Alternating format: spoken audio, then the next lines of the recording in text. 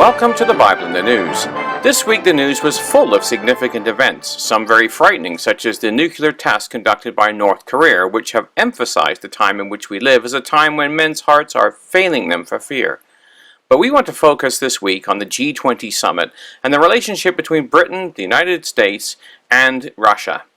The realignment of the Young Lions was seen with the meeting of British Prime Minister Theresa May with US President Barack Obama at the G20 summit in China this past week. Following this, a press conference was held where Obama commented on his meeting with Theresa May. It was a wide-ranging conversation, but it began with the basic premise that even as the UK pursues an orderly exit from the EU, together we reaffirm the very special relationship between the United States and the United Kingdom. It will not simply endure, but it will continue to grow stronger with time. The vibrant economic partnership between our countries will continue. As the UK gains further clarity on its new relationship with the EU, our two countries will be discussing ways in which we continue to sustain and strengthen our trade and investment ties.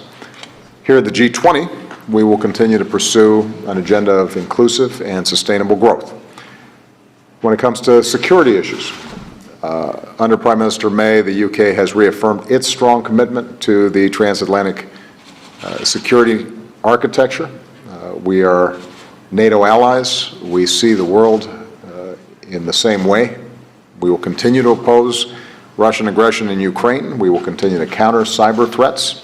We will continue to work diligently to root out terrorist networks and will work to destroy ISIL. We will continue to count on being able to stand together, stand strong with our British friends to make sure that international norms and rules are enforced and are maintained. The bottom line is that we don't have a stronger partner anywhere in the world than the United Kingdom, and despite the turbulence of political events over the last several months, we have every intention to making sure that that continues. This is specifically significant as it echoes the language of Ezekiel 38, looking forward to the future invasion of Israel when Britain, Tarshish, and America, along with the rest of the Young Lions, will protest the change in international norms when Russia invades Israel. We read in Ezekiel 38 and verse 13 that Sheba and Dedan and the merchants of Tarshish, with all the young lions thereof, shall say unto thee, Art thou come to take a spoil? Hast thou gathered thy company to take a prey? To carry away silver and gold, to carry away cattle and goods, and take away a great spoil? Well, British Prime Minister Theresa May went on to confirm the special relationship Britain has with the United States. As you say, the United States is a special partner for the United Kingdom, a long-standing ally and a close friend. We share the same values of freedom, openness and tolerance. We share intelligence and technology. Our troops train, fight and recuperate together. And together we do more together than any other two countries in the world. And I think that's as true now as it has ever been. First, we have talked about Britain's decision to leave the European Union, the process now and what Brexit means for the UK's relationships with our European friends, but with other countries too. The UK has always been a strong partner for the US, and that will remain the case. We have a thriving economic relationship. British businesses export twice as much to the United States as they do to our next largest market, and the United States is the largest inward investor in Britain, with total American investments providing more than 1 million jobs. We need to build on that strong foundation as the UK leaves the EU. We're both strong supporters of free trade.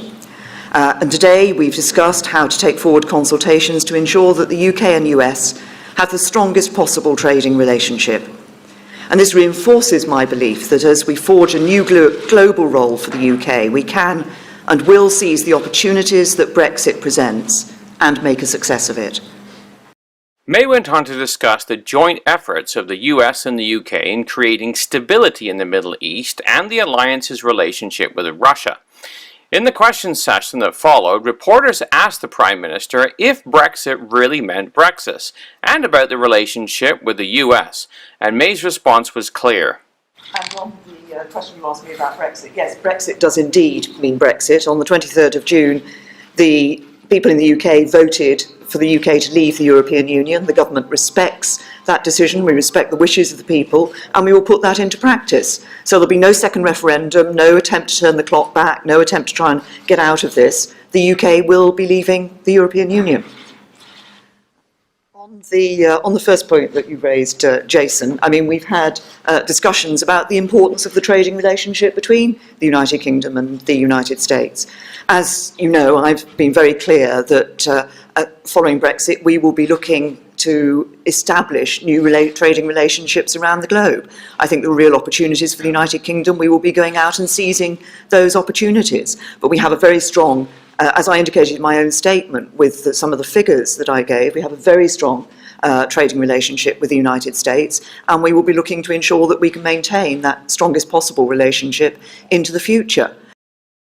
Well, the development of the relationship between the UK and the US was also highlighted this week by this US Secretary of Defense, Ashton Carter, in a speech he gave at the Blavatnik School of Government in Oxford, where he stated, and so I'd like to speak with you about the steps that our alliance, our special relationship, is taking to continue to stand up for the principles and values that have for decades made us all of us safer, freer, more prosperous. During the Cold War, we stood together to confront a global adversary intent on autocracy and dominion. And after we succeeded, we helped bring East and West together again. We stood together to help make and keep the peace in the Balkans. We stood and responded together in the face of terror 15 years ago after 9/11, 11 years ago after the 7/7 bombings, fighting side by side during the wars in Afghanistan and Iraq, and we've continued to do so. And because of all we've done together, our people, our two nations, and people around the world have benefited over these past 75 years. The world's become more prosperous and dynamic as a result. All that change, economic, political, military, social, technological, personal, national, regional, global, has produced many opportunities for both our nations, but it's also created challenges, crises as well. Of course, here in Europe, the United States is standing with the United Kingdom and America's NATO allies and taking a strong and balanced approach to deter Russian aggression. With all the change in the world, the inherent logic of our country's special relationship still stands. That was true the day before the Brexit vote, and it's true today after the Brexit vote. The United States respects the decision of the British people, and we're committed to continuing to partner together in the months and the years ahead.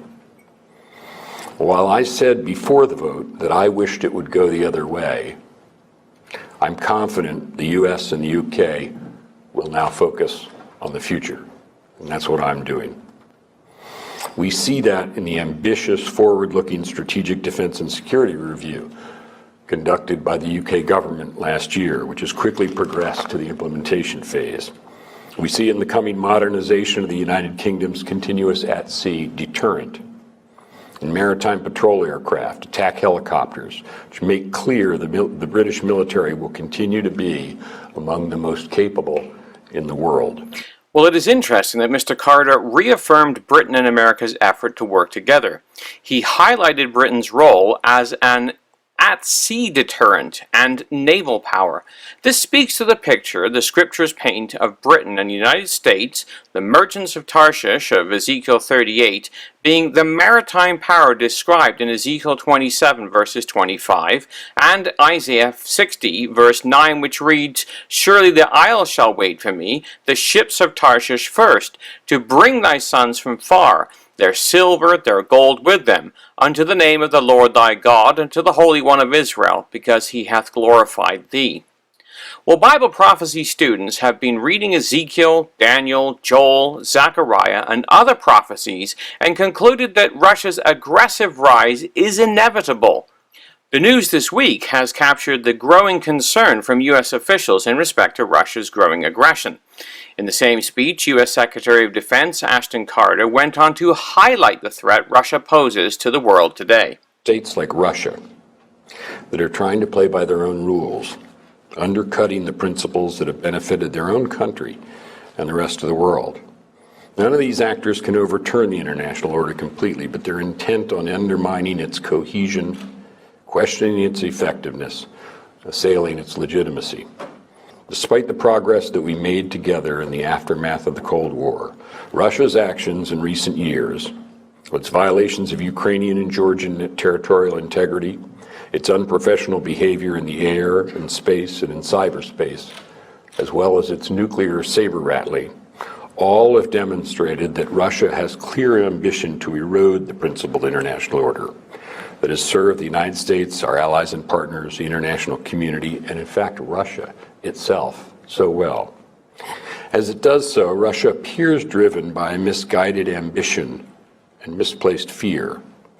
Russia wants to be considered, and very understandably, as the important world power it is, one of historic importance.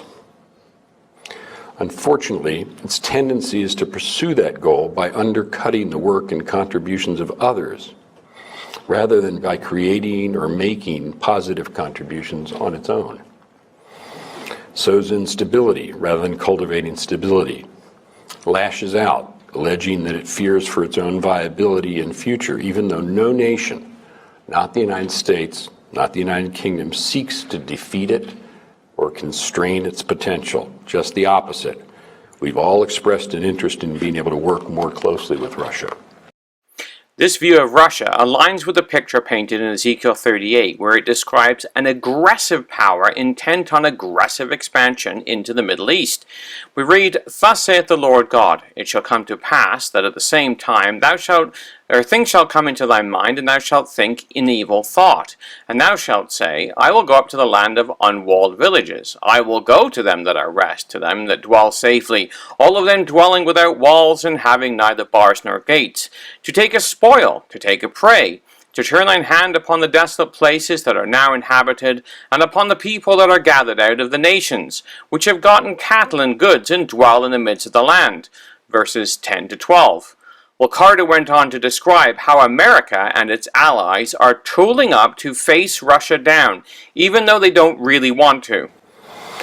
In response to this behavior, the United States is taking a strong and balanced approach to address Russia's actions and deter Russian aggression against our allies. We're strengthening our capabilities, our posture, our investments, our plans, and our allies and partners, all the while keeping the door open to working with Russia wherever and whenever our interests align. And let me be clear, the United States does not seek a cold, let alone a hot war with Russia. We don't seek an enemy in Russia. But also make no mistake, we will defend our allies, the principled international order, and the positive future it affords us. We will counter attempts to undermine our collective security, and will not ignore attempts to interfere with our democratic processes. This also speaks clear to the words of Joel, where the nations coming off a time of peace tool up for war once again.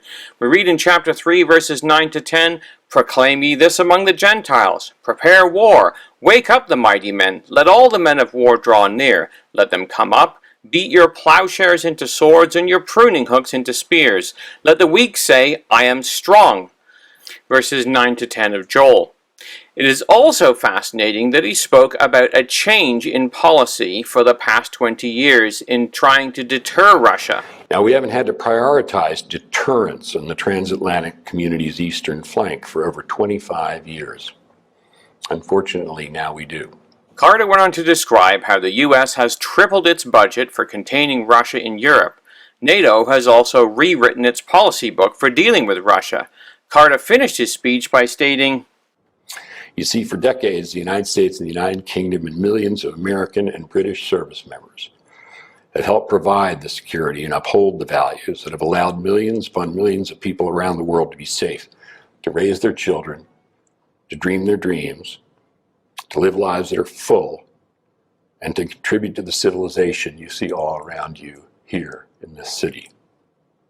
At a time of change and at a time of challenges to what our two nations have built and defended, we have to continue to do so together. And as we do, we must not be afraid of change or intimidated at the challenge or doubtful of our capacity to meet it.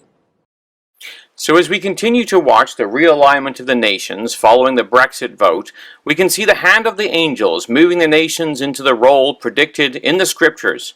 We can have confidence that what our God has promised, He will perform. For the Bible in the News, this has been Jonathan Bowen joining you.